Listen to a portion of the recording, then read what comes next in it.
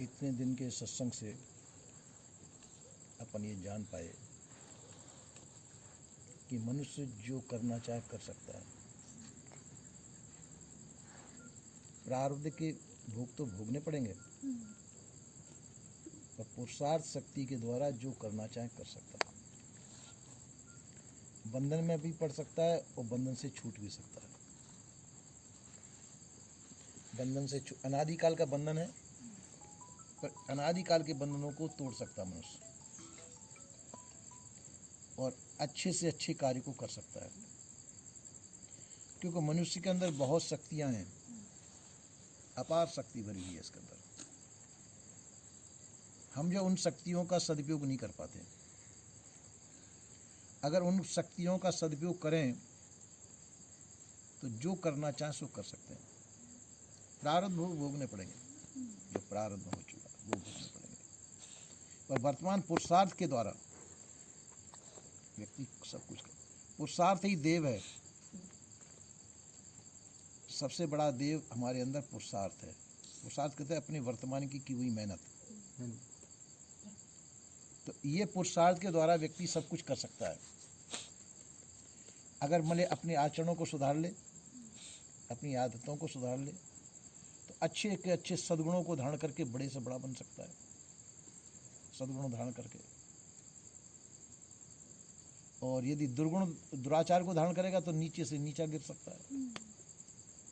बुरा भी हो सकता है, अच्छे कर्म करेगा तो अच्छा बन जाएगा, और बुरे कर्म करेगा तो बुरा बनेगा।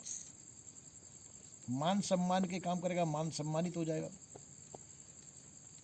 और अपमानित काम करेगा तो अपमान, जगह जगह अपमान मिलेगा।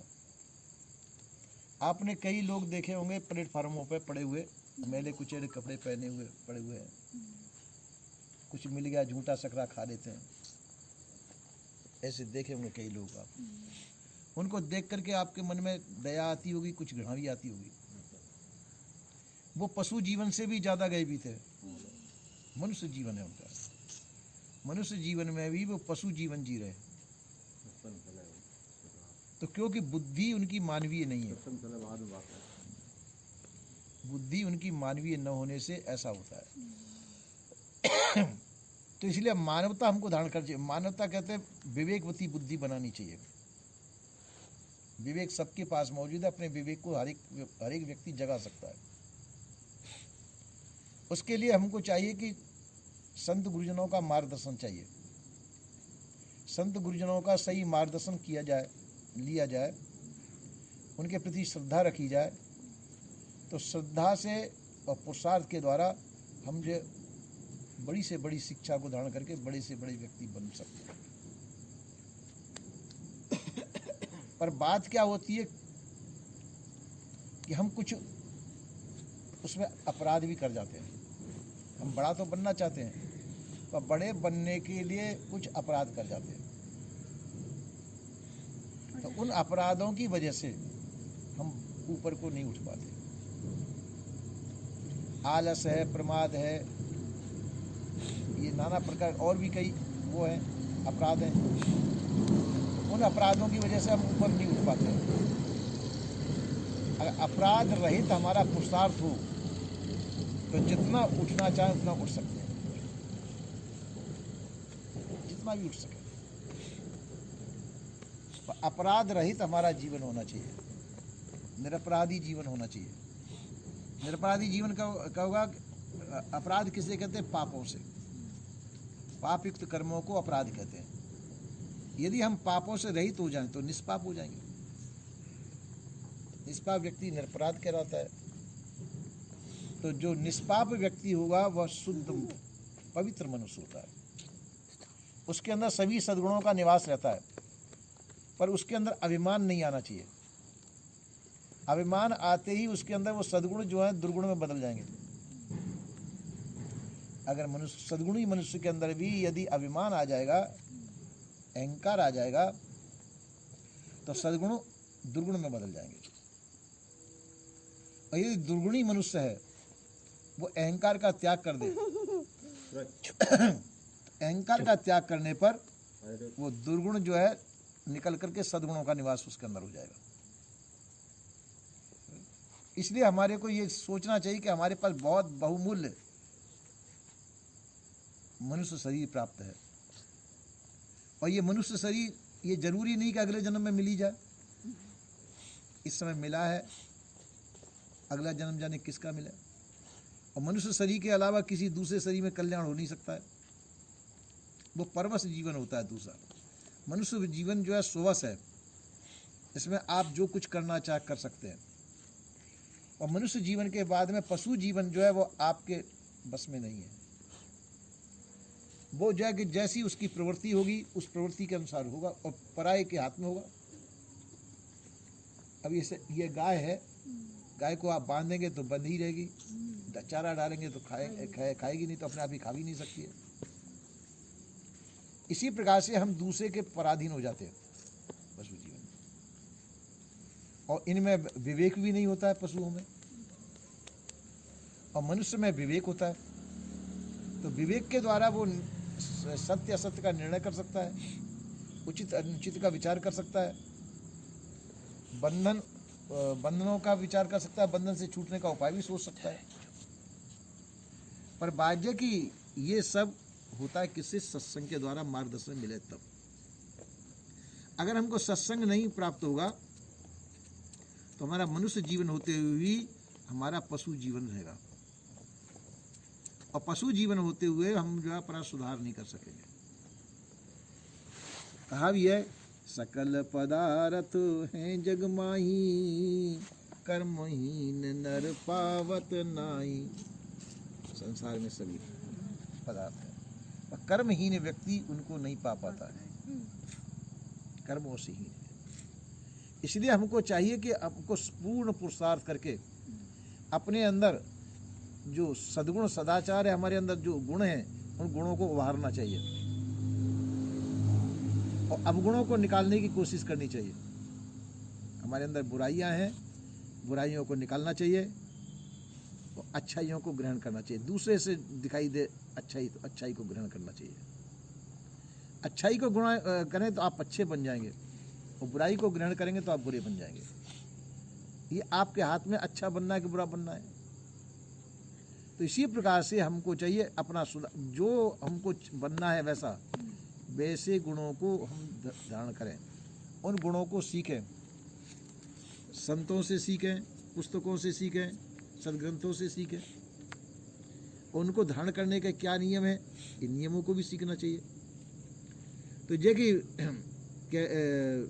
कि धैर्यवान व्यक्ति के पास सभी सद्गुण अपने आप ही आ जाते हैं।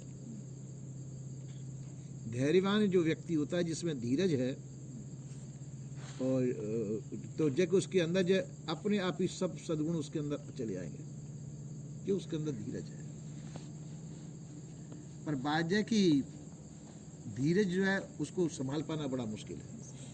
हम थोड़ी थोड़ी बातों में उभर जाते हैं, एकदम से उबल जाते हैं। किसी ने कुछ उल्टा सीधा कह दिया तो हम उसमें अकुला जाते हैं। उससे कुछ कहेंगे नहीं तो पर अंदर अंदर क्रोध आ जाएगा। अंदर क्रोध आएगा तो जो तुमने संपत्ति है वो संपत्ति में पूरे में आग लग जाएगी।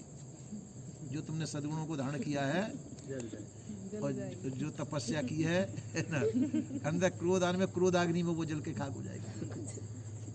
तो ये काम, क्रोध, लोभ, मोह, भय, ये 5 अग्नियां ऐसे हैं कि आपके सभी सद्गुणों को भस्म कर सकती हैं। तो इसलिए कहा जाता है इनको पहले शांत करना चाहिए।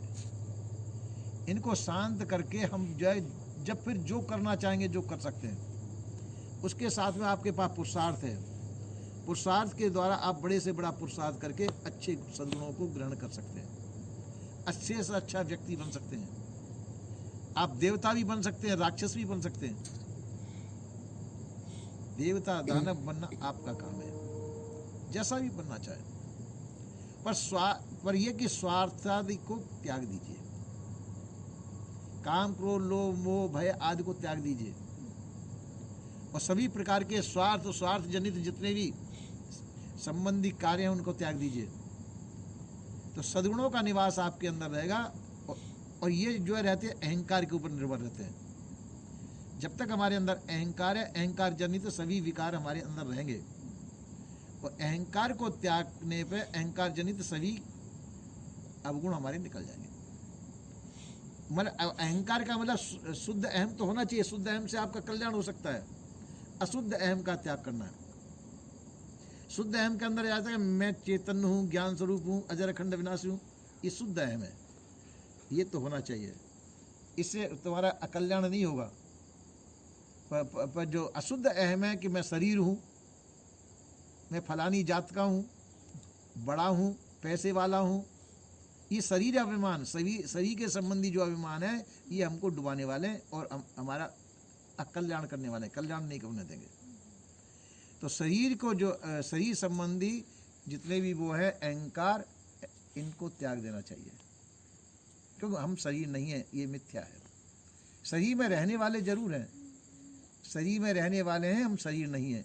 इस मकान में रहने वाला मकान नहीं होता है, मकान में रहने वाला अलग होता है, मकान अलग होता है। इसी प्रकार से शरीर अलग है, शरीर में रहने वाले तुम हो। तुम्हारी सत्ता से शरीर चलता डोलता बोलता है। जब तुम्हारी सत्ता इस वजह से निकल जाएगी, शरीर मुर्दा हो जाएगा।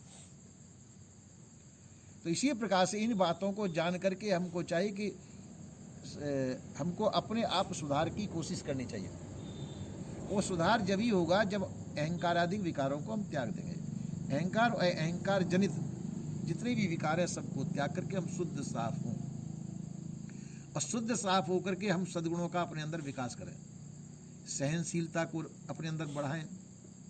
कोई कुछ कह भी ले उसको सहन कर जाए, उलट के जवाब नहीं देना चाहिए, उलट के जवाब भी नहीं देना चाहिए। अगर कोई अच्छी बात कह रहा है, थोड़ी देर मैंने तुमसे कुछ उल्टा सीधा कह दिया और फिर वही अच्छी बात की जाता है, तो ये नहीं कहना चाहिए कि उससे नाराज होकर बैठ जाएं, इसने अभी मेरे को ऐसा कह दिया वैसा कह दिया।